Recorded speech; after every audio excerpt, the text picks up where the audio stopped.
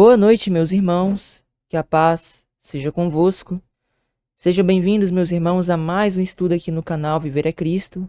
Hoje, meus irmãos, dando continuidade à nossa série Existe morada no céu e inferno eterno, né? Hoje, abordando ali diretamente agora sobre o estado dos mortos, né? Nós buscaremos ali entender o que a Bíblia diz, né, ali a respeito do estado dos mortos, né? Buscando um entendimento à luz das Sagradas Escrituras, né?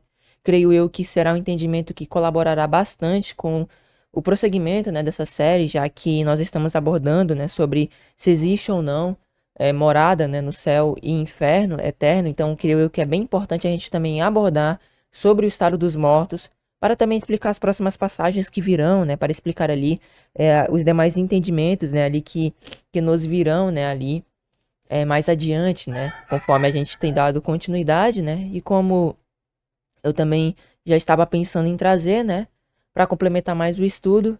Hoje estarei trazendo, pela graça de Deus aqui, um estudo a respeito do estado dos mortos, né, buscando discernir como, né, se encontrariam os mortos, né, aqueles que morrem, né, sejam aqueles que não morrem em Cristo, sejam aqueles que morrem em Cristo, né. Nós buscaremos aqui hoje discernir como se encontrariam estes, né, que se encontram no estado da morte, né. Então, hoje buscaremos ali, de acordo com a Bíblia, né, ver o que é que ela nos apresenta a respeito de tudo isso. Mas antes, gostaria de desde já, né, pedir aos irmãos, por gentileza, né, se os irmãos puderem, né, deixar o vosso like, puder deixar, né, o vosso comentário, compartilhar essa pregação, esse estudo em suas redes sociais. Tudo isso estará colaborando bastante com a divulgação dessa pregação, né, desse estudo que hoje nós estaremos aqui trazendo. E certamente, né, mais pessoas podem ser alcançadas por meio desse estudo e logo, né, ali obterem, né, o conhecimento acerca da verdade, né, da palavra do nosso Deus, né. E desde já, né, também convido a todos mais uma vez, né, creio que também já tenha convidado antes, né, nos vídeos anteriores, que todos nós, né, aqui sejamos como bereanos, né, buscando ali examinar se as escrituras assim nos dizem, né, o que aqui será apresentado hoje, né. Então, vamos abandonar todo tipo de tradição, todo tipo de religiosidade, todo tipo de apego à denominação religiosa, né. Vamos deixar tudo isso e vamos única e exclusivamente nos basear no que as Sagradas Escrituras elas nos dizem, né, no que as Sagradas Escrituras nos apresentam, e vamos buscar aqui entender o que a palavra de Deus nos diz, né, a respeito do estado dos mortos, né, pois é certo que Deus, né, ele também não deixou esse assunto em branco, né, certamente na palavra dele, né, nós encontraremos sim a explicação para esses assuntos, né, bem como outros demais assuntos, até mesmo porque esse entendimento, meus irmãos, ele nos ajuda a entendermos melhor a respeito da ressurreição, nos ajuda, né, ali a entender melhor a questão das promessas de Deus, né. Esse estudo irá colaborar bastante com isso e também, né, é um estudo que também nos ajuda a não sermos levados por ventos de doutrina, né. É bem importante ressaltar isso. Então, sem mais demoras, vamos dar início aqui ao nosso estudo. A morte sempre foi um dos assuntos que mais despertaram perguntas no coração do ser humano. O que acontece após a morte? O homem continua vivendo em outro lugar? Existe consciência após o fim da vida? Ao longo do tempo, muitas ideias e interpretações surgiram sobre esse tema, levando diferentes pessoas a compreenderem de maneiras diferentes, né, aquilo que acontece, né, após a morte, né, desde o paganismo até mesmo a gente já tem, né, a ideia judaica ali a respeito, né, também da morte, que é a que a gente vai se basear aqui hoje, né. A ideia que já era ensinada lá no Antigo Testamento pelos profetas, né, pelos servos de Deus, nós buscaremos entender, né, desde o Antigo Testamento, né? Então, teve de fato esse surgimento de várias ideias, mas nós devemos nos basear tão somente no que as Sagradas Escrituras nos dizem.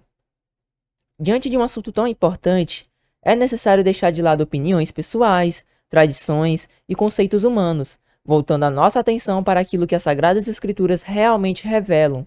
Afinal, se a Bíblia foi dada por Deus para ensinar o homem, é nela que devemos buscar o entendimento também sobre a vida, a morte e a esperança futura. Nesse estudo, né, examinaremos cuidadosamente diversos textos bíblicos, observando seus contextos e comparando as escrituras entre si, para compreender o que a palavra de Deus ensina a respeito do estado dos mortos. O objetivo não é gerar discussões inúteis, mas buscar com sinceridade e reverência o entendimento à luz das escrituras. Então, nós buscaremos aqui nos basear nas Sagradas Escrituras, né, desde o entendimento judaico, né, que também era o entendimento de Jesus, né? Jesus também era judeu, então a gente vai se basear hoje no entendimento judaico e veremos o que a palavra de Deus ela nos diz. Uma coisa é certa, nós sabemos que hoje predominam-se duas ideias, né, acerca do estado dos mortos. Uma que após a morte já há consciência, e a outra que por mais que não é a predominante, ainda assim há muitos que creem que é a morte como um estado de sono, né? E hoje a gente vai buscar examinar, né? O que que a Bíblia nos diz? Qual delas tem base nas Sagradas Escrituras, né? Então é importante a gente meditar nisso para que a gente não seja levado por ventos de doutrina, né? Então, hoje, né, que buscaremos meditar nesse assunto, meditar nesse tema e veremos aqui, à luz das Escrituras, qual desses entendimentos, e se é que há mais entendimentos, né? Qual entendimento em si possui respaldo bíblico, né? Possui respaldo nas Sagradas Escrituras. Bom, prosseguindo aqui, né? Agora com o tópico, né? Buscando ver ali qual o entendimento, né? Possui respaldo ali nas Escrituras. Ao analisarmos cuidadosamente as Escrituras, percebemos que a morte é frequentemente descrita por meio da figura do sono. Essa linguagem aparece tanto no Antigo quanto no Novo Testamento, sendo utilizada por profetas, reis, apóstolos e pelo próprio Senhor Jesus Cristo. Essa comparação ela não surge de maneira isolada ou acidental, mas é repetida diversas vezes ao longo da revelação bíblica, indicando um padrão importante para a compreensão do estado dos mortos. O sono é um estado de inconsciência temporária, no qual a pessoa deixa de perceber o que ocorre ao seu redor até ser despertada. Da mesma forma, as Escrituras apresentam a morte como uma condição em que o ser humano permanece aguardando o momento em que será despertado pela ressurreição. Essa comparação também demonstra que a morte não é apresentada como um estado definitivo, mas como uma condição temporária diante do poder de Deus. No Antigo Testamento, encontramos repetidas vezes a expressão de que certos homens dormiram, né, após a sua morte. Um exemplo frequente aparece nos livros dos reis de Israel. Então, nós vemos aqui, claro que aqui somente 3 passagens, creio eu que exista mais, né, ali tem mais passagens que trazem essa comparação, mas nós vemos aqui, 1 Reis 2, versículo 10, e Davi dormiu com seus pais e foi sepultado na cidade de Davi. 1 Reis 11, versículo 43, e adormeceu Salomão com seus pais, e foi sepultado na cidade de Davi seu pai, e Roboão seu filho reinou em seu lugar. E 1 Reis 15, versículo 24, e Asa dormiu com seus pais, e foi sepultado com seus pais na cidade de Davi seu pai, e Jeosafá seu filho reinou em seu lugar. Então nós vemos aqui a predominância, né, dessa linguagem já desde o Antigo Testamento, que a morte, né, ela tem uma comparação com o sono, né? Nós vemos aqui Davi dormiu, Salomão adormeceu, Asa dormiu, né? E creio eu que existam mais passagens, né? Só não foram colocadas aqui, né? Porque senão realmente ficaria bem grande, né? Esse estudo bem grande, essa apostila. Mas basta pesquisar que os irmãos acharão várias e várias passagens que trazem a palavra dormir ao invés de morreu, né? Que é uma comparação que é trazida aqui, né? Então, a gente já começa aqui apresentando que, né, já de imediato, nós já vemos aqui uma ideia do que possui, né, respaldo nas escrituras. Mas não vamos concluir isso agora. Vamos desenvolver mais, vamos vendo mais aqui e vamos analisando, né, o que a Bíblia, de fato, ela traz, né, ali como uma ideia não, uma doutrina em si, um ensino em si, né, para nós hoje, né, o que a Bíblia explica a respeito do estado, né, dos mortos. Embora essas passagens, né, possam parecer apenas uma forma figurada, né, de falar da morte, o padrão contínuo dessa linguagem ao longo das escrituras chama a atenção.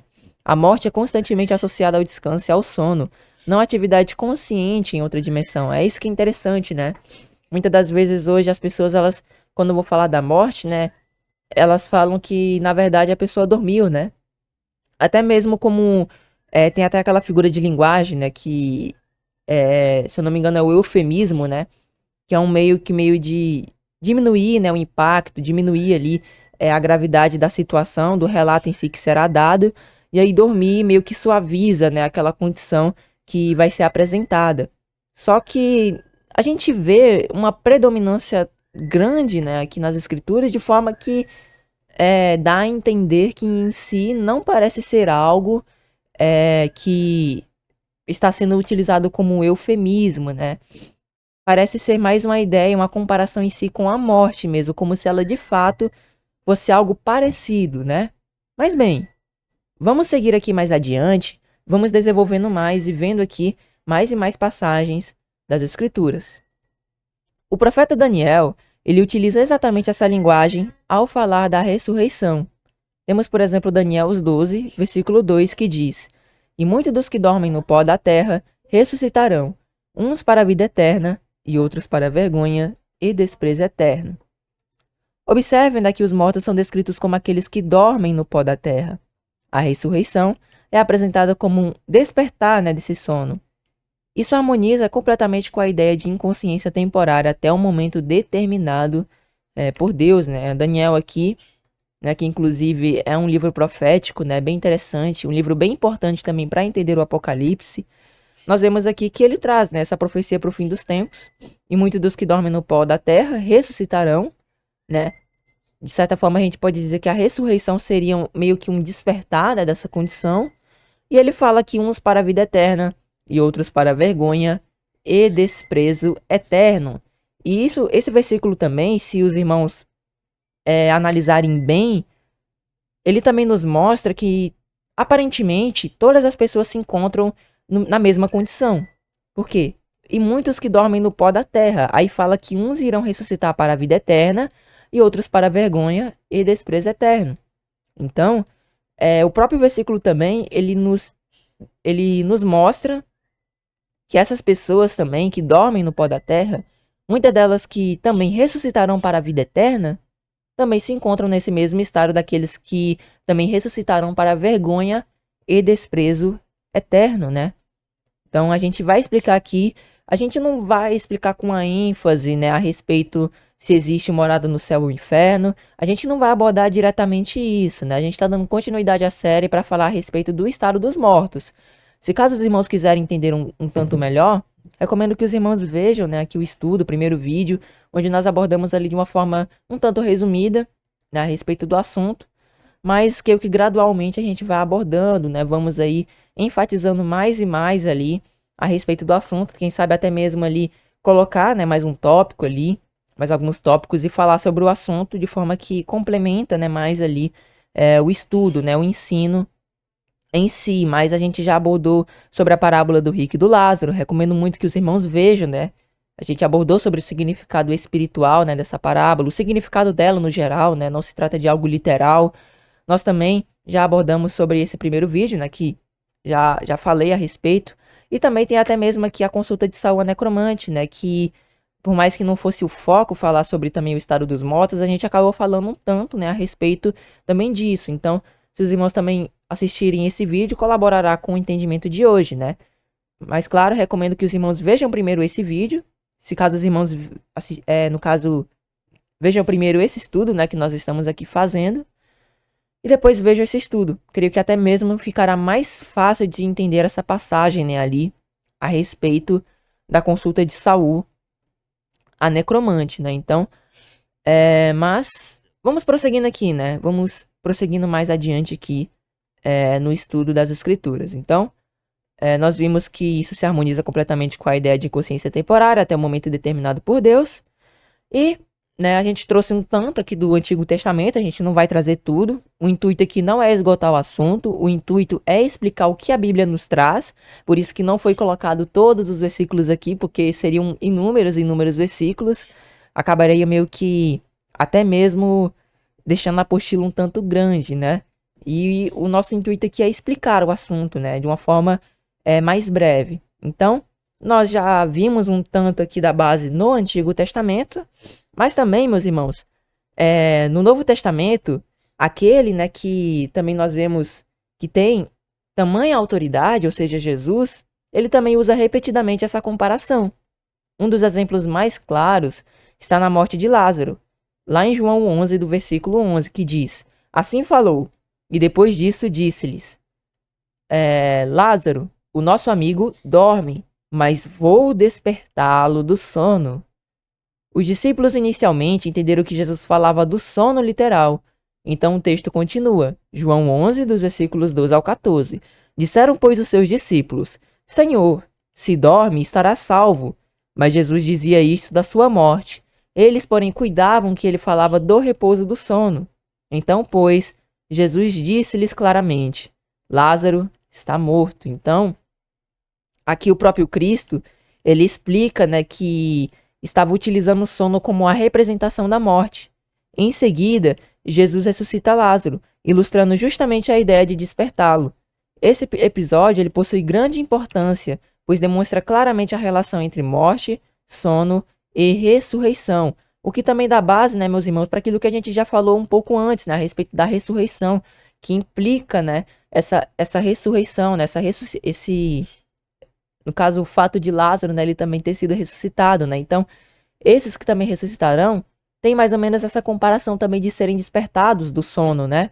Então, a gente não está tirando aqui algo fora das escrituras, a gente não está aqui explicando algo com base em doutrina de alguém, a gente está se baseando nas escrituras e provando que a Bíblia nos dá autoridade para concluir isso, né? E aqui, Jesus ele traz essa comparação, né? Então nós vemos claramente aqui, dorme, mas vou despertá-lo do sono.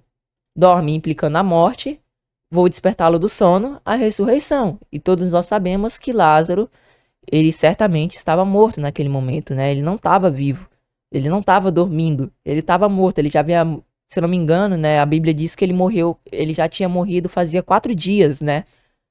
Inclusive eu acredito que até mesmo o corpo dele já estava se decompondo, né? Já estava ali cheirando mal, né? Então, nós já vemos aqui, né, essa ideia aqui no Evangelho de João, mas outro exemplo aparece também quando Jesus fala da filha de Jairo. Vemos aqui Lucas 8, versículo 52. Enquanto isso, todo o povo estava se lamentando e chorando por ela, né? Para quem não sabe o relato, Jairo, se eu não me engano, um líder, né, ali, um líder religioso, ele se apresentou diante de Jesus, né? E clamou que ele pudesse ir curar sua filha, pois ele estava com uma enfermidade, né? E aí, chegou diante dele, né? Eu não lembro se era um fariseu, mas chegou alguém diante dele e disse para ele que a filha dele estava morta e que não era para ele incomodar o mestre, né? Mas nós vemos mais adiante, olha o que Jesus ele vai nos dizer, né? No versículo 52, né? Ó, lendo novamente. Enquanto isso, todo o povo estava se lamentando e chorando por ela. Aí Jesus diz: Não chorem, disse Jesus. Ela não está morta, mas dorme, né?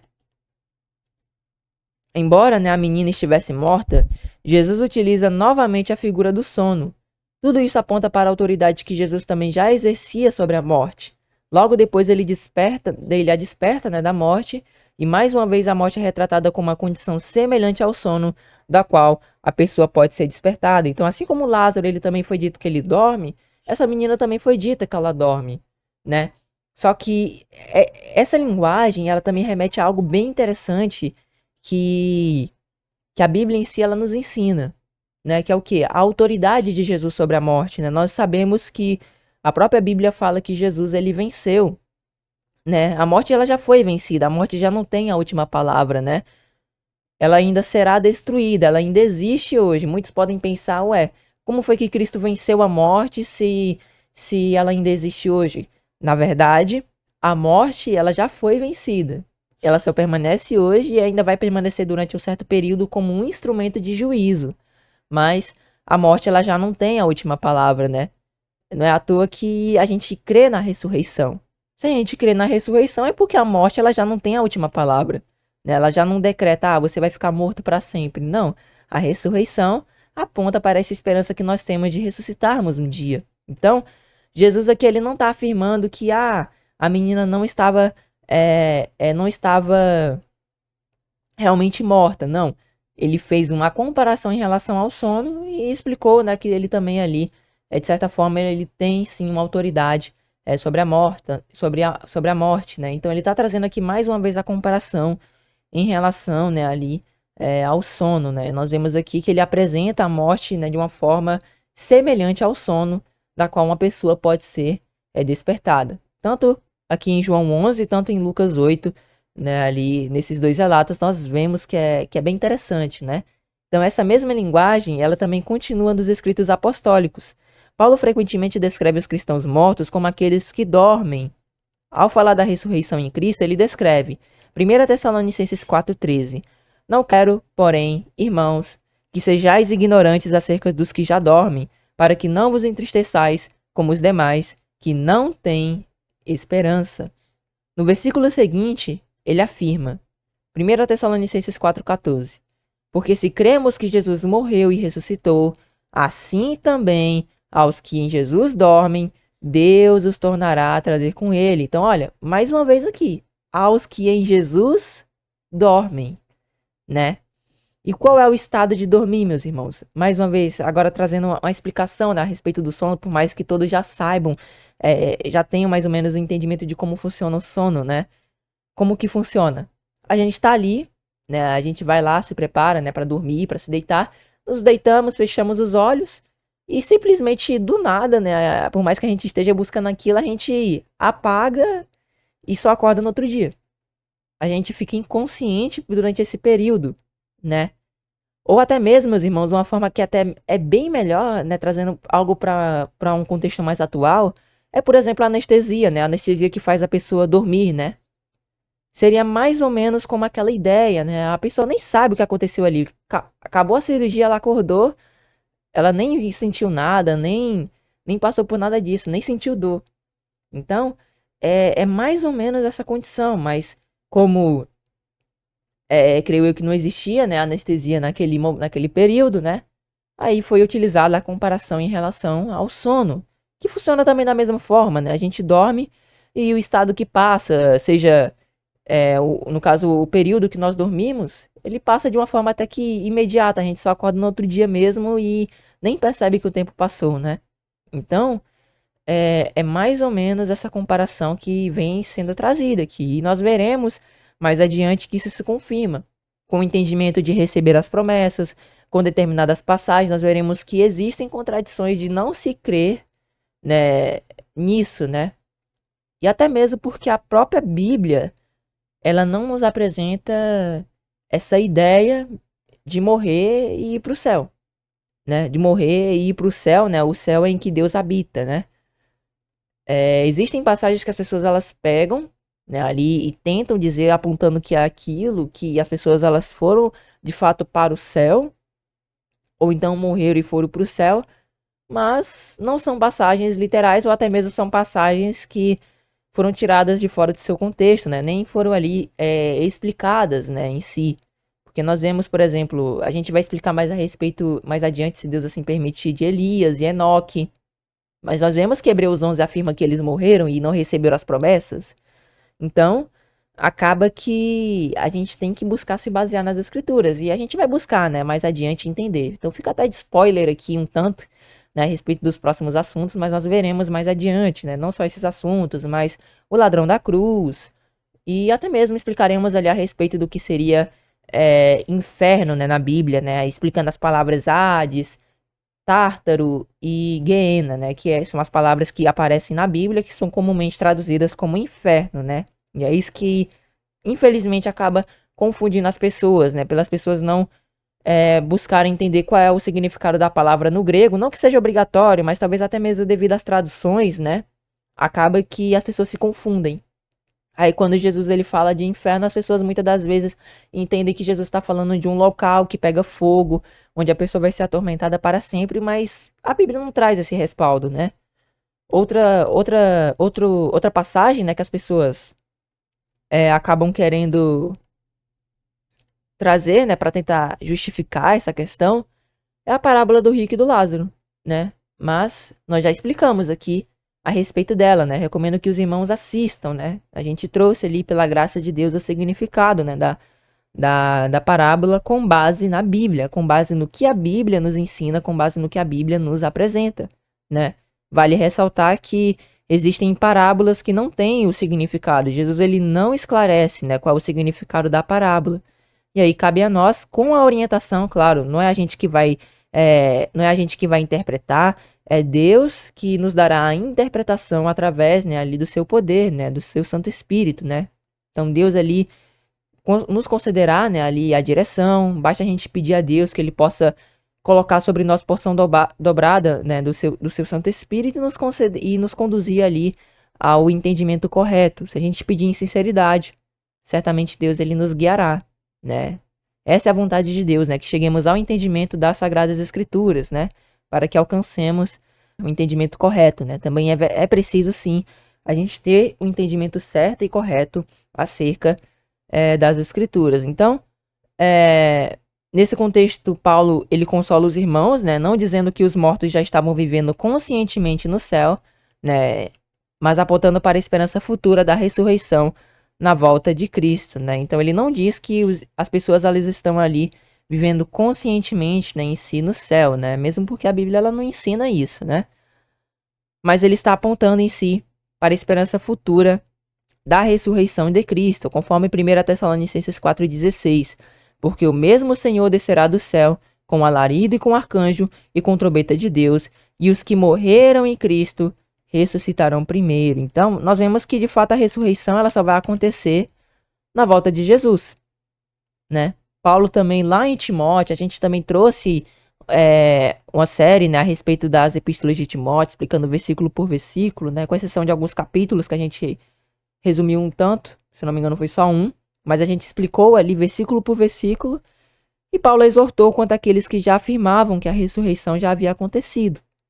Se nós afirmarmos que após a morte a pessoa já tem uma consciência imediata lá no céu, acaba que, por mais que não queiramos, a gente vai ter que afirmar indiretamente que a ressurreição também já aconteceu, né?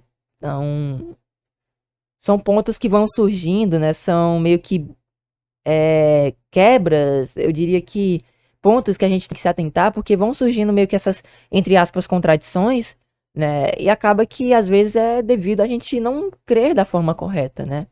É importante a gente sempre meditar qual é a procedência, né, da doutrina que nós estamos crendo, né? Vem de tradições humanas, de filosofias humanas ou vem da Bíblia, né?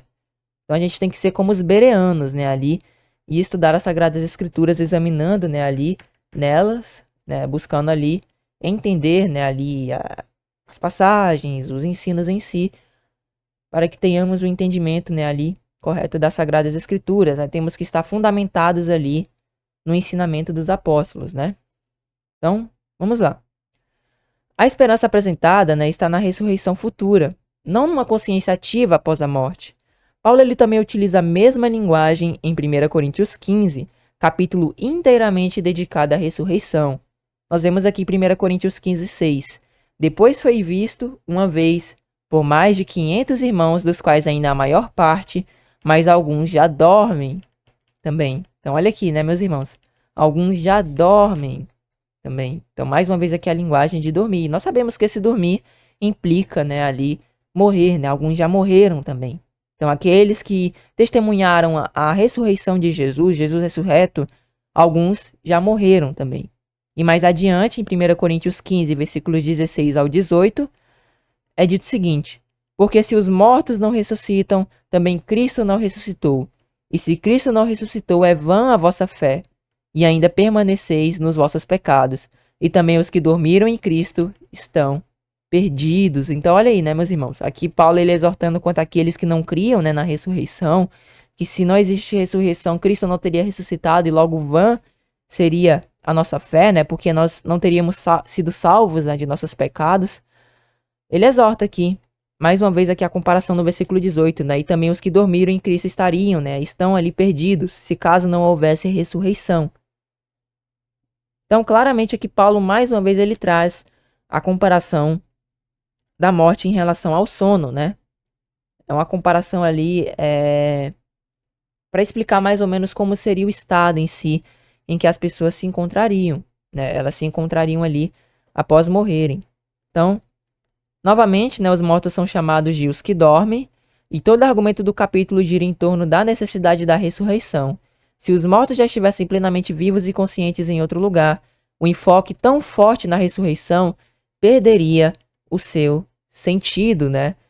E como nós já afirmamos, né, meus irmãos, que a ressurreição, né, se a gente crê que já existe consciência imediata após a morte, a gente vai ter que também concluir que a ressurreição já haveria ocorrido, né? Aí também a gente também teria que concluir que Cristo ele não seria o primeiro, né, a ser ressuscitado dentre os mortos, né? A palavra de Deus diz que ele tinha que ter primazia em tudo, né? Para ser o primogênito, né, dentre os mortos, né? O primeiro, né? Ou seja, o primeiro a ressuscitar dos mortos, não o primeiro a morrer, né? O primeiro a ressuscitar dos mortos em corpo glorificado, né? Se eu não me engano, está em Colossenses isso, né? Aqui em Colossenses capítulo 1, no versículo 18, né? E ele é a cabeça do corpo da igreja, é o princípio e o primogênito dentre os mortos, para que em todas as coisas tenha preeminência, né? Ele seja exaltado, né? Ele seja o primeiro, né? Em todas essas questões. Então, quando fala que é a respeito de primogênito dentre os mortos, não é porque Jesus ele foi o primeiro a morrer, mas ele foi o primeiro a ressuscitar em corpo glorificado. E se ele é o primeiro a ressuscitar em corpo glorificado, logo aqueles que também morreram antes dele não ressuscitaram ainda. Olha que interessante, né? Também aqui, o que esse versículo ele também nos apresenta, né? Embora que não diretamente, né? Então, se Cristo ele é o primeiro a ressuscitar em corpo glorificado, logo aqueles que morreram antes dele ainda não ressuscitaram, né, nesse corpo. E nós veremos mais adiante que também a Bíblia confirma, né, que os servos de Deus, aqueles, né, que morreram, né, ali, tendo fé, viveram obedecendo a Deus, foram fiéis a Deus, estes ainda não receberam a promessa de Deus, né? Que nós sabemos que a maior destas é a vida eterna, né? Que é o que Deus ele nos promete, né? Então, nós vemos que novamente os mortos são chamados de os que dormem. Todo o argumento do capítulo gira em torno dessa necessidade de ressurreição. Se os mortos já estivessem plenamente vivos e conscientes em um outro lugar, um enfoque tão forte na ressurreição acabaria perdendo, né, seu sentido. O apóstolo Pedro também utiliza essa expressão. 2 Pedro 3, versículo 3 ao 4. Sabendo primeiro isto, que nos últimos dias virão escarnecedores, andando segundo as suas próprias concupiscências e dizendo: onde está a promessa da sua vinda? Porque desde que os pais dormiram, todas as coisas permanecem como desde o princípio da criação. Então, mais uma vez aqui, né, Pedro aqui ele profetizando acerca daqueles que zombariam, né, que diriam, aqueles que nós vemos que infelizmente muitos hoje acabam dizendo, né, que Cristo não volta não. Faz 2000 anos aí que ele acabou subindo e eu não vi ele voltando ainda. Tem muitos que dizem isso, né? Infelizmente, por isso que a gente deve orar, né, por essas pessoas. Né? E não é porque Cristo ele está demorando, é porque Deus ele é misericordioso, né? Ele quer que mais e mais pessoas venham ao conhecimento da verdade. Então, nós vemos também aqui, né, essa profecia que foi dada ali no primeiro século, se cumprindo hoje, né? Mas nós devemos também, isso aqui também é uma exortação, né, quanto a também a pregação, né? E a gente também explicar, né, também o motivo. Muitas das vezes, às vezes as pessoas perguntam, né, por que que entre aspas, Cristo, né, está demorando, mas na verdade não é porque Cristo ele está demorando. É porque Deus ele é um Deus misericordioso e ele quer que todas as pessoas, aqueles que aceitam o evangelho, sejam salvas, né? Então, é esse o propósito em si do nosso Deus. E nós vemos aqui, mais uma vez a comparação, dormiram, né? Mais uma vez os mortos são descritos como aqueles que dormiram. Ao reunir todas essas passagens, percebe-se um padrão consistente nas escrituras. A morte é frequentemente descrita como sono, porque assim como no sono literal, a ausência de atividade consciente e expectativa de despertar, o despertar, né, ali, no caso, perdão, mais uma vez aqui, né, a morte é frequentemente descrita como sono, porque assim como no sono literal, a ausência de atividade consciente e expectativa de despertar. O despertar ocorre na ressurreição, quando Cristo chamar os mortos, né? A gente vê em João 5, né, que Jesus fala que aqueles que estão nos sepulcros ouviriam a sua voz, uns ressuscitariam para, para a vida, né, e outros para a condenação. É algo mais ou menos assim, João 5, versículo 28 ao 29. Além disso, essa linguagem se harmoniza com outros textos bíblicos que descrevem os mortos como sem consciência das atividades desse mundo, conforme Salmos, Eclesiastes 9, né, se eu não me engano, Eclesiastes 9 fala, né, Salmos também, tem vários salmos que nos apresentam que nos dão esse mesmo entendimento. Então, o foco constante da esperança bíblica não é a continuidade consciente após a morte, mas a promessa da ressurreição futura, que é a nossa esperança, né? Nós esperamos a ressurreição. Portanto, ao observar os textos em seus contextos e comparar o Antigo e o Novo Testamento, percebe-se que a Bíblia utiliza repetidamente a figura do sono para descrever a morte, né? E Jesus, os apóstolos e os profetas empregaram essa linguagem de maneira natural e contínua, conduzindo ao entendimento de que os mortos aguardam inconscientes até o momento em que serão despertados pela voz de Cristo na ressurreição. Então, nós vemos aqui que o entendimento que possui respaldo bíblico, né, que possui respaldo nas Escrituras, se trata, né, do estado em si de dormir, né, o sono da morte, né, que é muito falado, né, muito debatido, muitos negam também, né, mas é esse o entendimento que as Sagradas Escrituras nos dizem, que elas nos trazem, né? E são pouquíssimas passagens que muitos utilizam para tentar enfatizar uma suposta morada no céu, ou então uma suposta já consciência após a morte, né?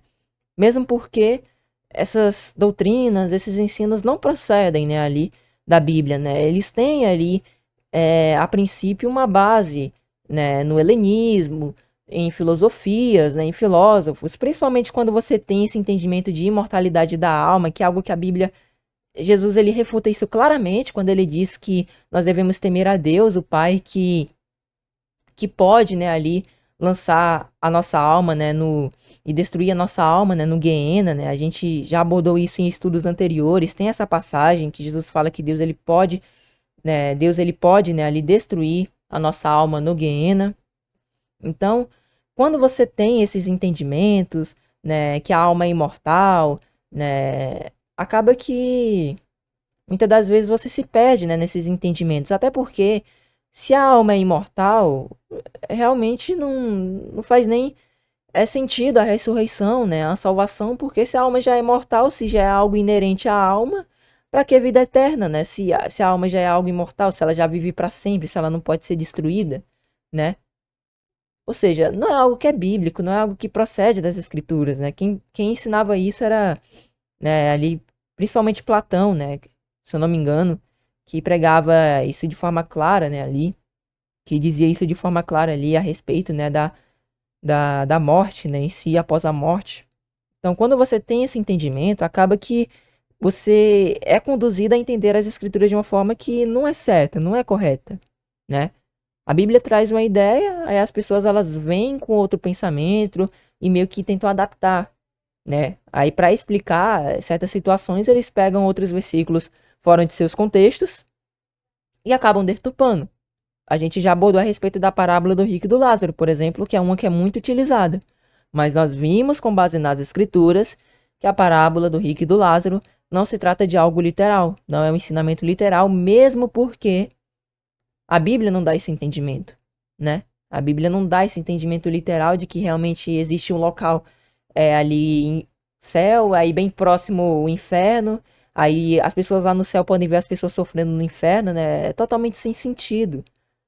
Até mesmo porque isso sairia da questão de juízo de Deus, né? Porque nós vemos que, por exemplo, a palavra de Deus, ela diz que não haverá mais dor, não haverá mais, mais choro. Aí como é que ficaria se aqueles que foram condenados, eles permanecessem ali a eternidade toda ali sofrendo, né? Não faria o menor sentido, né? Deus, ele é um Deus justo, né? Ele também não é um Deus que tem prazer, né, na morte do ímpio. A gente pode até pegar aqui, ó. Então, ó, vemos aqui em Ezequiel 33:11 o seguinte: diz-lhes: Vivo eu, diz o Senhor Deus, que não tenho prazer na morte do ímpio, mas que o ímpio se converta do seu caminho e viva. Aí como é que ficaria isso, né? Se caso os ímpios eles permanecessem ali toda a eternidade ali queimando, Deus ele não tem prazer nisso, né? E se caso a gente defende a ideia de que a alma já é imortal e a pessoa quando vai ali para a condenação, ela permanece toda a eternidade ali, não está se cumprindo isso aqui que Deus disse, né? Por isso que muitas das vezes trazer esses ensinamentos que saem ali de paganismo, de filosofias, acaba trazendo ali entendimentos que não são bíblicos, né? Coloca até mesmo versículos, né, entre aspas, em xeque, porque não é assim. É questão de entender corretamente a Bíblia. Por isso que é importante a gente meditar na Bíblia e entender tão somente conforme a Bíblia. Não é seguir os nossos achismos, não é seguir conforme os nossos pensamentos, conforme o que a gente aprendeu de determinada pessoa. É entender o que a Bíblia ela nos diz. E é isso que, pela graça de Deus, eu estou buscando aqui trazer, né, para os irmãos, né? Nós estamos aqui estudando, né, a Bíblia. Eu não trouxe aqui um texto de um livro apócrifo, eu não trouxe aqui um texto de alguém que explicou, né, ali isso para mim, ou então algum, né, mesmo porque eu não li, né, livros que falam a respeito disso, foi a Bíblia, eu estudei a Bíblia, né, estudei as Sagradas Escrituras. Então, a Bíblia, ela nos aponta claramente para esse entendimento. E aí, somente terminando o versículo, né, convertei-vos dos vossos maus caminhos, pois por que razão morrereis, ó casa de Israel? Então, chamado de Deus aqui ao arrependimento, né? E diante de tudo isso, meus irmãos, vamos agora abordar sobre as contradições que existem pelo fato de se crer em uma consciência imediata já após a morte. Vamos abordar aqui, né? Até mesmo aqui as contradições, né, que acabam existindo pelo fato de você crer nessa consciência imediata já após a morte, né? E a gente vai se basear na Bíblia, mais uma vez. Então, ao longo das Escrituras, a esperança central apresentada aos servos de Deus não é uma entrada imediata em estado consciente após a morte, mas sim a ressurreição futura. Quando se assume que os mortos já recebem imediatamente sua recompensa ou punição consciente após morrerem, surgem diversas dificuldades e aparentes contradições com muitos textos bíblicos, né? E são aparentes contradições mesmo, porque não há contradição nesses versículos. É questão realmente de entendimento. Quando você entende da maneira correta, você é levado a entender aquele versículo da maneira correta. Do contrário, quando você crê em algo que não tem base nas escrituras, ou você vai acabar ali meio que deturpando para seguir aquilo que você pensa, ou você vai abrir mão das suas ideias e vai buscar o que a Bíblia ela diz.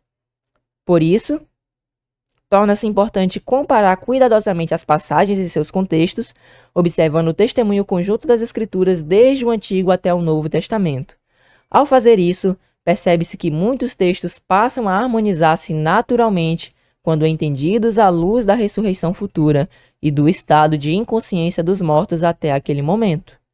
Um dos exemplos mais claros se encontra nas palavras de Jesus, em João capítulo 5, versículos 28 ao 29, que é dito o seguinte: Não vos maravilheis disto, porque vem a hora em que todos os que estão nos sepulcros ouvirão a sua voz, e os que fizerem o bem sairão para a ressurreição da vida, e os que fizerem o mal para a ressurreição da condenação. Olha aqui, meus irmãos. Jesus ele não diz, não vos maravilheis disso, porque vem a hora em que todos os que estão no céu, ou todos os que estão no inferno, ou todos que estão em algum lugar, ouvirão a sua voz. Não, todos os que estão nos sepulcros, que é a ideia de pensamento judaico da época, que é o entendimento bíblico, de que a morte é comparada ao sono. Né? Quando diz que a pessoa está no sepulcro, é porque ela está nesse estado de inconsciência, desse estado de morte em si, né? Não é um estado literal, não é um estado intermediário. É um estado que a pessoa se encontra, né? De inconsciência. E aí ele diz, e os que fizerem o bem sairão para a ressurreição da vida, e os que fizerem o mal para a ressurreição da condenação. Então olha aí, aqueles que estão fazendo o bem estão na mesma condição também daqueles que estão fazendo o mal, porque nós vemos que Jesus diz que todos os que estão nos sepulcros ouvirão a sua voz, e dentre esses haverá os que fizerem o bem e ressuscitarão para a vida, e os que fizerem o mal e ressuscitarão para a condenação. Então observe que Jesus aponta para um momento futuro em que os mortos ouvirão a sua voz. Ele não descreve pessoas já vivendo conscientemente, né, no céu, ou sofrendo conscientemente no inferno antes desse evento, né? Pelo contrário, fala daqueles que estão nos sepulcros e que sairão deles na ressurreição. Então, olha aqui, né? O inferno aqui, nós vemos que não tem base, né, aqui na Bíblia, pelo menos essa ideia grega, né, ali, de sofrimento no inferno, não céu, o inferno de fogo, né, ali onde a pessoa é atormentada, né, pelos demônios lá, né, com tridente, não é isso. Todos se encontram nesse mesmo estado de inconsciência. Essa mesma dificuldade aparece também nas cartas de Paulo em 2 Timóteo, né, onde o apóstolo adverte severamente sobre homens que afirmavam que a ressurreição já havia ocorrido. 2 Timóteo 2 Timóteo 2, versículos 16 ao 18, mas evita os falatórios profanos, porque produzirão maior impiedade. E a palavra desses roerá como gangrena, entre os quais são Himeneu e Fileto, os quais se desviaram da verdade, dizendo que a ressurreição era já feita, e perverteram a fé de alguns. Então, acaba que muitas das vezes as pessoas tentam até dizer, não, a ressurreição ainda não aconteceu não, né? Mas afirmam que supostamente pessoas já estão, né, lá no céu, né? Mas não é o que a Bíblia nos apresenta, não é o que a Bíblia nos ensina, né? Paulo ele repreendeu contra aqueles que afirmavam que a ressurreição já havia ocorrido. E por mais que neguem, né, que a ressurreição não tenha acontecido, de qualquer forma eles vão ter que concluir que já aconteceu, né? Porque já estão desfrutando das promessas, das coisas, né, segundo essa doutrina, né, que é comumente pregada, né, no meio religioso. Então, essa advertência se torna, né, extremamente significativa. Se os mortos já recebessem imediatamente sua plena consciência e destino final após a morte, a ideia de uma ressurreição futura perderia grande parte de sua importância. A ressurreição ela deixaria de fazer sentido. Entretanto, Paulo ele trata o ensino sobre a ressurreição futura como essencial para a fé cristã. O problema daqueles homens era justamente remover a esperança futura da ressurreição, antecipando aquilo que Deus determinou para o fim. Isso demonstra que a expectativa apostólica estava voltada para um evento futuro e coletivo, não para uma recompensa individual imediata após a morte. O capítulo 15, né, que a gente já até trouxe aqui, né, já citamos o capítulo 15 de 1 Coríntios, reforça isso ainda mais. Paulo constrói todo o seu argumento em torno da ressurreição dos mortos. Vemos aqui 1 Coríntios 15, versículo 17. E se Cristo não ressuscitou, é vã a vossa fé, e ainda permanecei nos vossos pecados. E também, em 1 Coríntios 15, dos versículos 22 ao 23, porque assim como todos morrem em Adão, assim também todos serão vivificados em Cristo, mas cada um por sua ordem. Cristo, as primícias, depois os que são de Cristo, na sua vinda. Então, Cristo primeiro, ele foi o primeiro a ressuscitar, e depois os que são de Cristo, na sua vinda, né? Então, note que Paulo, ele aponta para a vivificação dos salvos na sua vinda, isto é, na volta de Cristo. O foco não está em uma consciência imediata após a morte, mas no futuro momento da ressurreição. Além disso, Paulo descreve em 1 Coríntios 15, 51, eis aqui vos digo um mistério. Na verdade, nem todos dormiremos, mas todos seremos transformados, né? Por que Paulo ele diz aqui, na verdade, nem todos dormiremos? Isso implica aquela ideia de que nem todos morreriam, mas haveria aqueles que poderiam contemplar a volta de Jesus e dessa forma seriam tão somente transformados, né? Seriam revestidos do corpo glorificado, né? É essa a ideia, né? Por isso que Paulo ele traz esse entendimento, né? Mais uma vez, a morte é comparada ao sono e a transformação dos salvos é colocada no futuro, ligada à ressurreição e à volta de Cristo. E quando Paulo afirma que nem todos dormiremos, isso aponta para aqueles que poderão presenciar com seus próprios olhos a volta de Cristo. A confirmação desse entendimento vem nos próximos versículos. 1 Coríntios 15, versículos 52 ao 54, que diz: no momento, num abrir e fechar de olhos, ante a última trombeta, porque a trombeta soará, e os mortos ressuscitarão incorruptíveis, e nós seremos transformados. Porque convém que isto que é corruptível se revista da incorruptibilidade, e que isto que é mortal se revista da imortalidade. E quando isto que é corruptível se revestir da incorruptibilidade, e isto que é mortal se revestir da imortalidade, então cumpre-se-á a palavra que está escrita: tragada foi a morte na vitória. E também, 1 Tessalonicenses 4, dos versículos 15 ao 17, dizemos-vos, pois, isto pela palavra do Senhor, que nós, os que ficarmos vivos para a vinda do Senhor, não precederemos os que dormem, porque o mesmo Senhor descerá do céu com alarido e com voz de arcanjo e com trombeta de Deus, e os que morreram em Cristo ressuscitaram primeiro, depois nós, os que ficarmos vivos, seremos arrebatados juntamente com ele nas nuvens, a encontrar o Senhor nos ares, e assim estaremos sempre, né, com o Senhor. Então nós vemos aqui claramente o entendimento de aqueles, né, que poderão presenciar a volta de Jesus e serão ali ressuscitados, né? Eles tinham essa esperança, né, em si que poderiam contemplar.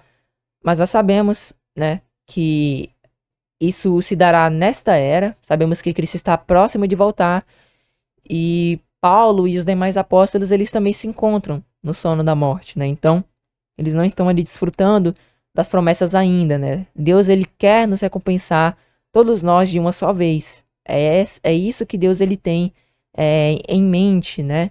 E também nós vemos aqui que a ressurreição ela ainda irá acontecer, né? Por meio dessas duas passagens, né? Vemos que a ressurreição ainda irá ocorrer, porque nós vemos que ocorrerá ante a última trombeta, né? A trombeta soará, né? E também aqui nós vemos que o encontro, né, com o Senhor Jesus será nos ares, né? Jesus ele desce nos céus e nós nos encontraremos com ares, ó, nos ares. E a gente vê aqui que não é, a gente vai se encontrar com Jesus nos ares e assim ele vai nos levar para o céu. Não está dito aqui, né? Não é dito isso aqui. Do contrário, conforme também Zacarias 12, Zacarias 14, Atos 1, nós vemos que Jesus descerá e tocará os seus pés sobre o Monte das Oliveiras. Nós vemos em Apocalipse que o reino será na terra, né? Nós reinaremos sobre a terra, né? Nós abordamos também isso nos últimos vídeos. Ou seja, né? Tudo ocorrerá aqui na terra. E além disso, né, também nós não estaremos, né, no caso aqueles que estão mortos não permanecem em um estado de já consciência, né, ali após a morte, né, porque aqueles que morreram em Cristo ressuscitarão primeiro e depois os que ficarem vivos para a sua vinda serão arrebatados, né, que é meio que a gente pode dizer hoje como um teletransporte, né, ali para aquele local em que Cristo e seus servos estão, né, e aí nos encontraremos com o Senhor, né, nos ares. E sobre estaremos sempre com o Senhor, porque Cristo ele reinará sobre a terra. E depois, né, conforme até mesmo 1 Coríntios 15, se eu não me engano, diz que haverá o reino de Cristo. Depois que ele houver realmente regenerado toda a terra, ele entregará o reino a Deus, o Pai. E aí, né, essa promessa realmente que nós aguardamos, né, Deus será tudo em todos e Deus ele também estará, né, aqui habitando na terra junto com os homens, né. Todo esse entendimento, os irmãos podem compreender lendo as profecias, né, acerca da volta de Jesus, lendo também ali o livro do Apocalipse, né, inclusive para os irmãos, né, que ainda têm dúvidas acerca do Apocalipse, eu recomendo fortemente que os irmãos venham aqui ou na descrição do vídeo ou aqui no perfil do canal e acessem aqui tão facilmente a playlist, né, Revelando o Apocalipse, né, onde o intuito é explicar ali os estudos em si a respeito do Apocalipse, né? Ali do capítulo 1 até o último capítulo, né? Se eu não me engano, que é o 22, né? Então, vai ser explicado tudo aqui, né? E desde já recomendo, né, que os irmãos vejam, que assistam. Certamente será, né, libertador. Desde contextos como selos, né, trombetas, né? Recomendo fortemente que os irmãos vejam, né? Inclusive, é um conhecimento realmente dado de graça, né? Os irmãos não precisaram pagar por nada, né? Tá ali gratuitamente para os irmãos estudarem, né? Convido a todos que são novatos, né? Que vejam esses estudos, né? Explorem também aqui o canal, né? Está recheado de estudos para a vossa edificação, né? E aumento do entendimento das Sagradas Escrituras. Mas prosseguindo. Outro texto profundamente significativo encontra-se em Hebreus 11. O autor apresenta diversos homens e mulheres fiéis do Antigo Testamento, por exemplo, Abel, Noé, Abraão, Sara e muitos outros, e declara, né, Hebreus 11:13, Todos estes morreram na fé, sem terem recebido as promessas, mas vendo-as de longe e crendo-as e abraçando-as, confessaram que eram estrangeiros e peregrinos na terra. E mais adiante o texto afirma, Hebreus 11, dos versículos 39 ao 40, e todos estes, tendo tido testemunho pela fé, não alcançará a promessa, provendo Deus alguma coisa melhor a nosso respeito, para que eles sem nós não fossem aperfeiçoados. Não sou eu que estou dizendo, é a Bíblia. A palavra de Deus está afirmando esse entendimento. Vamos até acessar aqui Hebreus 11 para a gente mostrar aqui, né? Hebreus, capítulo 11. A gente pode ver aqui, ó, Enoque, Abel, Noé, Abraão, Sara, né? Aqui, cadê? Deixa eu... A gente vai ver aqui também mais adiante Sara, aqui, ó, Sara. Todos estes morreram na fé, sem terem recebido as promessas, mas vendo-as de longe, crendo-as e abraçando-as, confessaram que eram estrangeiros e peregrinos na terra. Aí a gente vê Moisés, vê José, vê Jacó, né, vê Raabe, né? E aí, Paulo, no caso, Paulo não, a gente não sabe exatamente quem seria o escritor, né? Mas o escritor de Hebreus, né, aqui, ele afirma, né, aqui ó, no versículo 32, que é bem interessante, ó, faltar-me-ia, né, o tempo contando de Gideão, e de Baraque, e de Sansão, e de Jefté, e de Davi, e de Samuel, e dos profetas, né, e ele meio que resume aqui, nesses próximos versículos, sobre aqueles que viveram da fé. Aí ele conclui, e todos estes, tendo tido testemunho pela fé, não alcançaram a promessa, provendo Deus, né, alguma coisa melhor a nosso respeito, para que eles sem nós não fossem aperfeiçoados. Então, ninguém recebeu a promessa ainda. É a palavra de Deus aqui que está confirmando, ó, Hebreus 11:39. Se você afirma que as pessoas já estão conscientes lá no céu, ou supostamente, né, no céu, ou então no inferno, você está afirmando que já receberam a punição, já receberam ali a promessa, e logo entra em contradição com esse versículo. Por isso que a gente tem que estar sempre analisando o que a gente crê. Não é duvidar de tudo, mas buscar examinar se o que nós temos crido tem respaldo nas Escrituras. Então, essas palavras, elas criam uma grande dificuldade para a ideia de recompensa consciente e imediata após a morte. Se Abraão, Moisés e os demais já estivessem desfrutando plenamente da promessa de, entre aspas, né, morar no céu, como poderia o texto afirmar que eles não alcançaram a promessa, né?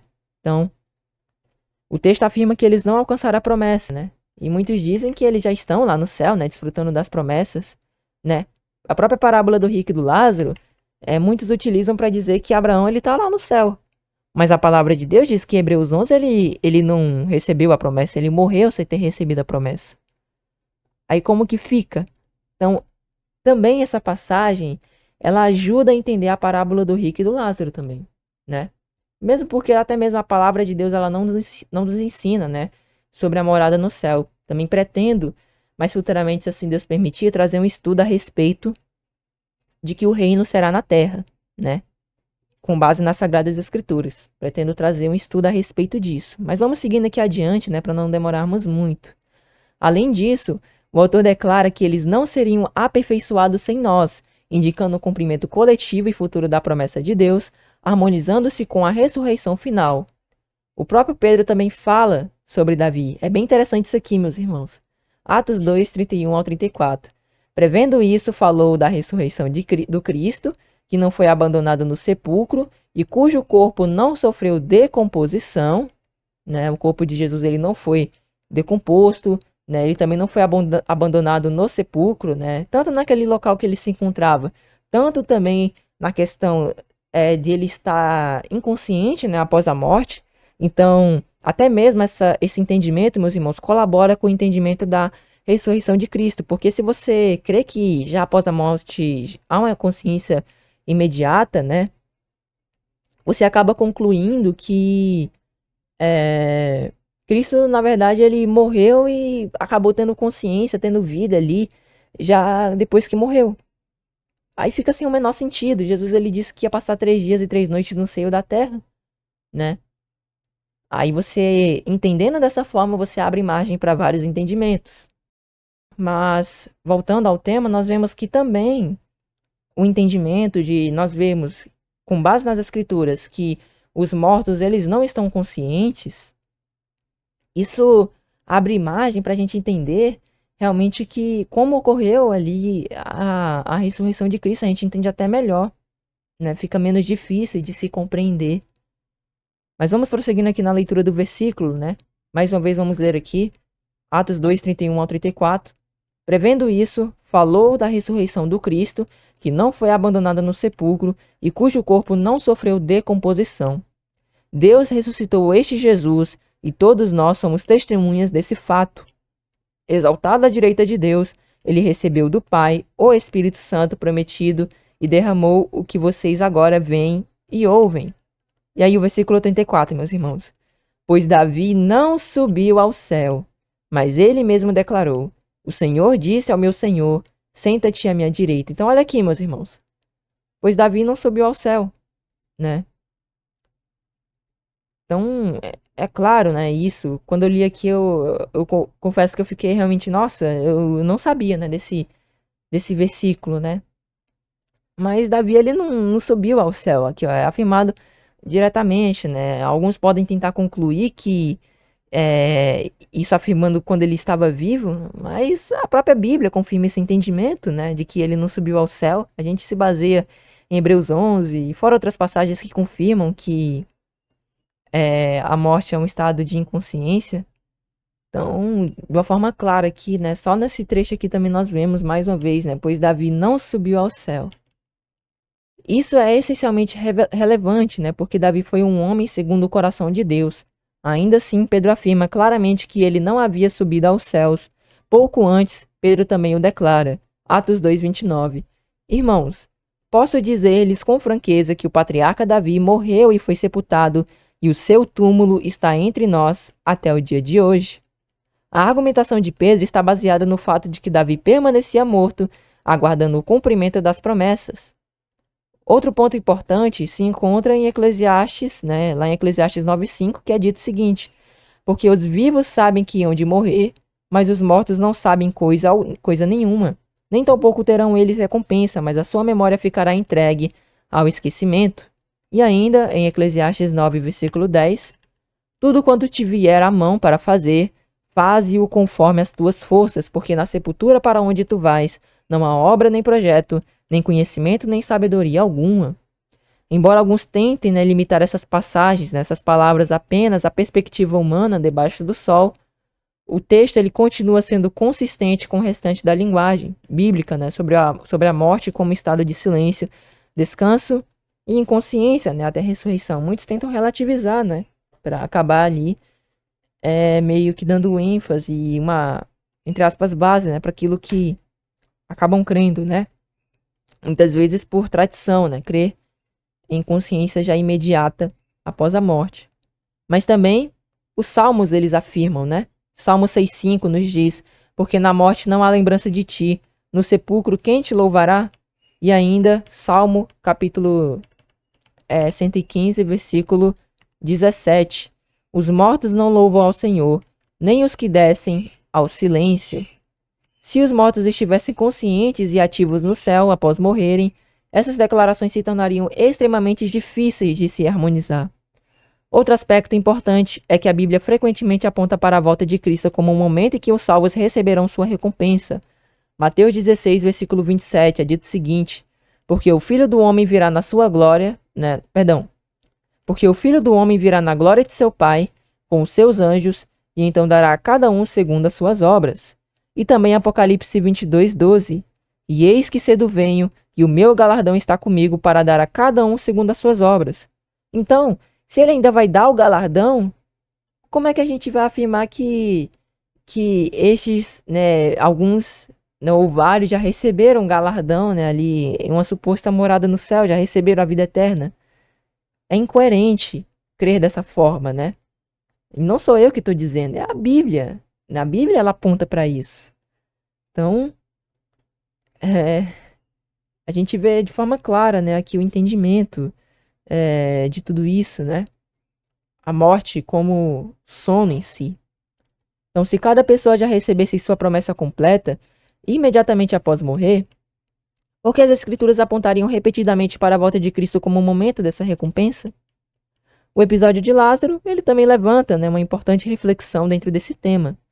Em João 11, por exemplo, Jesus afirma claramente que Lázaro dorme, referindo-se à sua morte, e então vai despertá-lo, né? A gente já trouxe esse versículo um pouco mais antes, né? Então, João 11, versículo 11, assim falou, e depois disso disse-lhes, Lázaro, o nosso amigo, dorme, mas vou despertá-lo do sono. Entretanto, se Lázaro já estivesse desfrutando plenamente das bênçãos celestiais, né, em estado consciente, surgiria uma dificuldade lógica. Por que Jesus o traria de volta à vida eterna, né, à vida terrena, novamente sujeita ao sofrimento e à morte? É outra coisa que a gente também conclui. Se Lázaro, né, ele supostamente, né, se Lázaro já estivesse, né, supostamente desfrutando plenamente, né, das bênçãos celestiais, né, das bênçãos celestiais em estado consciente, surgiria, né, uma dificuldade lógica, porque se ele já estivesse lá desfrutando de um lugar que não tem dor, de um lugar que não tem sofrimento, de um lugar que é pleno, né, eles afirmam muito essa ideia de paraíso, né, se ele já estivesse no paraíso, por que que Jesus ele trouxe ele de volta à vida terrena para que é uma vida sujeita, né, ao sofrimento e à morte? E nós vemos que Lázaro também ele não reclamou de nada.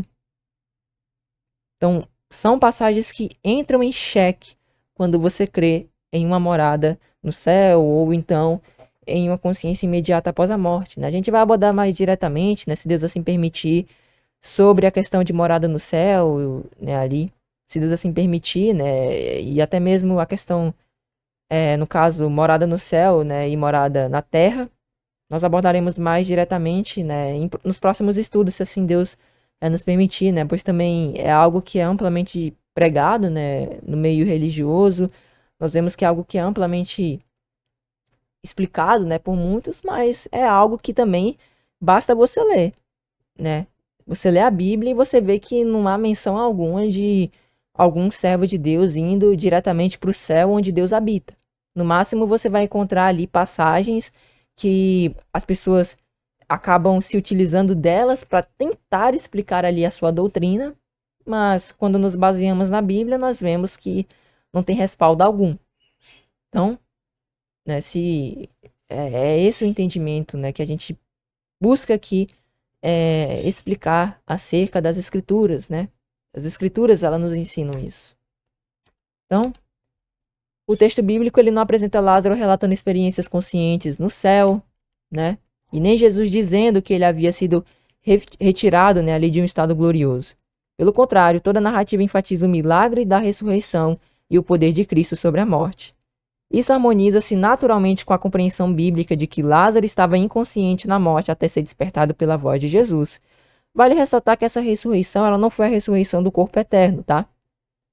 Por isso que é até importante a gente explicar lá em Colossenses 1 que diz, né, que Jesus ele é o primogênito, né, aqui dentre os mortos, né, o princípio, é porque ele foi o primeiro a ressuscitar dos mortos em corpo glorificado, né? Lázaro aqui ele ressuscitou nesse corpo, mas ele não permaneceu vivo, né, ali para sempre, né? Logo após ele acabou morrendo novamente, né? Ele entrou naquele mesmo corpo, foi naquele mesmo corpo, né, perecível ainda. Ele foi ressuscitado, mas logo depois ele também acabou morrendo novamente, né? Ali foi algo para enfatizar, né, o milagre, o poder também ali que Deus havia dado, né? Também a autoridade que ele havia dado ao nosso Senhor Jesus, né? Então, nós vemos aqui que Lázaro, essa passagem mais uma vez confirma que Lázaro ele estava nesse estado de inconsciência até ser despertado, né? Ali, despertado pela voz ali de nosso Senhor Jesus, né? Então, é bem importante também ressaltar isso. Então, agora para finalizarmos, né? Vale ressaltar que essa ressurreição não foi a que trazia o corpo glorificado, né? Foi uma ressurreição que ele trouxe à vida novamente, mas logo depois ele acabou falecendo novamente. Então ele acabou falecendo. Além disso, a esperança central apresentada nas Escrituras está constantemente ligada à ressurreição e ao reino de Deus, e não a subida imediata dos mortos ao céu após a morte. Embora esse ponto mereça, né, um estudo separado e mais aprofundado. Então, as escrituras elas não nos apresentam isso, né? Elas nos apresentam constantemente essa ideia de ressurreição, né, ali ligada ao reino de Deus, né? E não essa subida imediata ali ao céu após a morte. É algo que merece um estudo mais aprofundado, né? Naquilo que tange o reino, né? O reino será aqui na terra, né? As escrituras nos confirmam isso, né? Mateus 5, né? Mateus 5:5, Salmos 37, Apocalipse também nos apresenta isso, né? Nós vemos que todo o desenvolvimento em si da Bíblia aponta para um reino que será na terra, né? Nós também abordamos isso no primeiro vídeo, se eu não me engano, que a gente trouxe a respeito do se existe morada no céu e inferno eterno. Então, dessa forma, ao comparar cuidadosamente as passagens bíblicas, percebe-se que a crença em uma consciência imediata após a morte levanta diversas dificuldades interpretativas. Muitos textos passam a aparentar contradição, ou então perdem, né, a naturalidade da sua linguagem. Entretanto, quando observados, né, ali, à luz da ressurreição futura e da comparação bíblica da morte com o sono, os textos passam a harmonizar-se de maneira consistente. As Escrituras continuamente direcionam a esperança, né, do povo de Deus para a ressurreição no último dia, para a volta de Cristo e para o despertar daqueles que dormem no pó da terra. Assim, o testemunho conjunto da Bíblia aponta para a compreensão de que os mortos aguardam inconscientes até o momento determinado por Deus para serem ressuscitados. Então, meus irmãos, esse foi o estudo de hoje, né? Partiremos agora aqui para a conclusão, né? Então, ao longo desse estudo, buscamos analisar cuidadosamente o testemunho das Escrituras a respeito do estado dos mortos, observando os textos em seus contextos e comparando passagens do Antigo e do Novo Testamento. Vimos que a Bíblia frequentemente compara a morte ao sono, linguagem utilizada pelos profetas, pelos apóstolos e pelo próprio Jesus Cristo, né? Pelo próprio Senhor Jesus Cristo, né?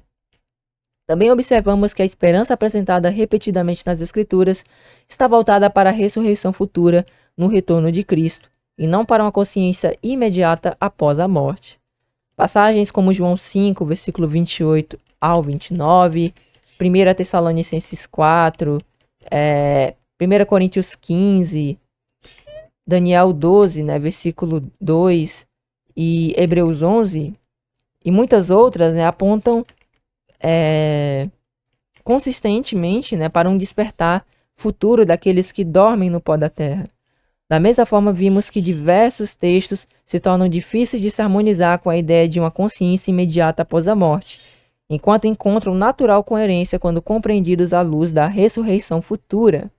O objetivo desse estudo foi incentivar uma análise sincera e reverente das Escrituras, permitindo que a própria palavra de Deus fale por si mesma.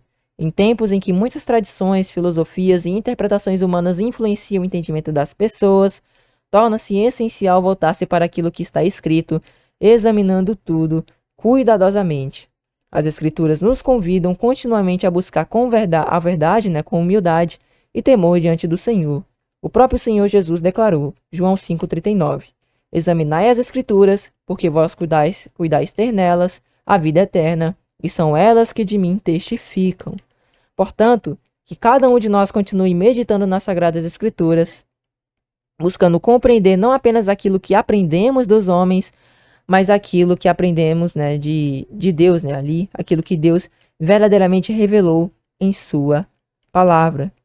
Então a gente tem que buscar, né, compreender aquilo que a palavra de Deus nos ensina, né? Não somente aquilo que nós aprendemos de homens, porque, querendo ou não, né, meus irmãos, há ensinamentos humanos que sim, são válidos, são bons, aplicações humanas que a gente pode sim trazer na nossa vida que até mesmo acaba colaborando com a nossa fé, mas, né, a gente deve priorizar, né, aquilo que Deus, ele nos revela por meio da sua palavra, né? Até porque, né, meus irmãos, como diz aquela passagem, se eu não me engano, está em Tessalonicenses, né? Que a gente tem que analisar tudo e reter o que é bom, né?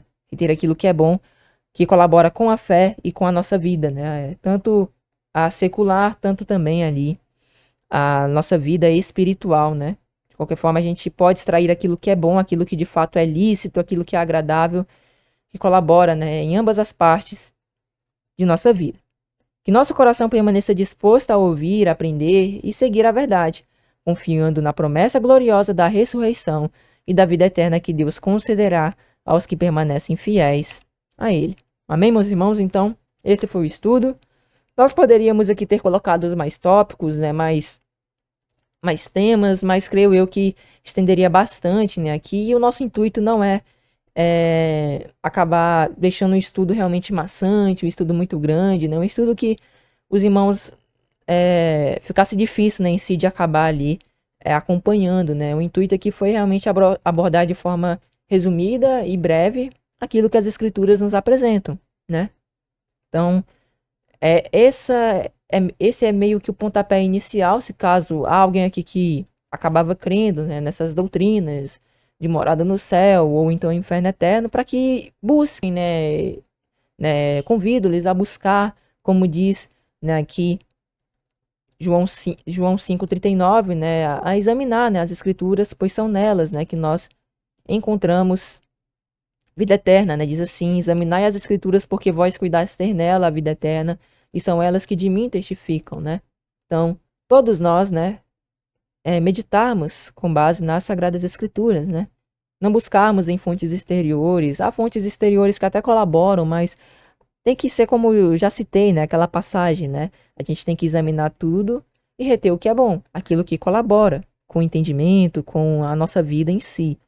Então, espero que desde já todos tenham compreendido. Eu sei que realmente é um assunto que é mais difícil de se entender, né? Devido à ampla pregação dessas ideias que nós vemos hoje, né, de consciência já imediata após a morte, de morada no céu, de morada, no caso de inferno eterno, acaba que se torna um tanto difícil, né, de se receber essa mensagem, né? Mas se caso houver alguma dúvida, deixe nos comentários, né, na medida do possível, se Deus assim permitir, estarei tentando responder, né?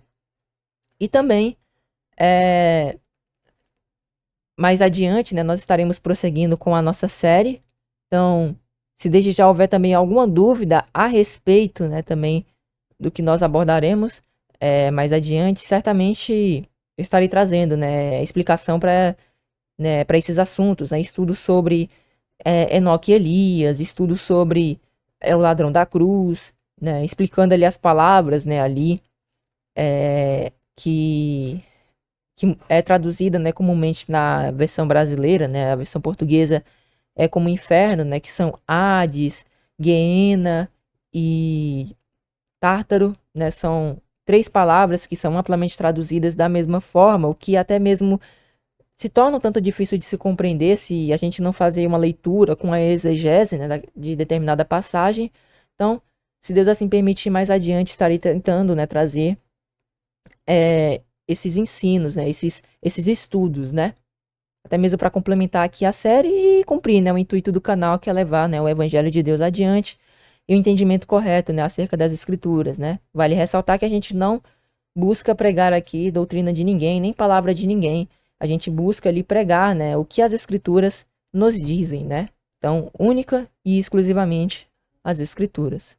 Então, desde já que agradeço a todos, né, que vieram ouvir essa breve meditação, que vieram, né, aqui ver, né, esse estudo. Desde já, né, convido-lhes a mais uma vez, né, se caso esqueceram, que deixe o like, deixe o seu comentário, compartilhe esse estudo em suas redes sociais, pois tudo isso estará colaborando, né, grandemente com a divulgação desse estudo, e logo mais pessoas, né, tendem a ser alcançadas por meio desse estudo, e logo, né, mais almas serão alcançadas, receber esse entendimento, né, e aí será cumprido o propósito em si do canal, né, que é levar o reino adiante. Então, os irmãos também podem ajudar, né, nesse trabalho de divulgar, né, de meio que aumentar, né, a propagação em si desse vídeo, né, com os irmãos deixando like, seu comentário, falando a respeito do assunto, né, tudo isso ele acaba ajudando bastante com a divulgação dos estudos. Então, meus irmãos, espero que todos tenham entendido. Se houver alguma dúvida, deixe nos comentários.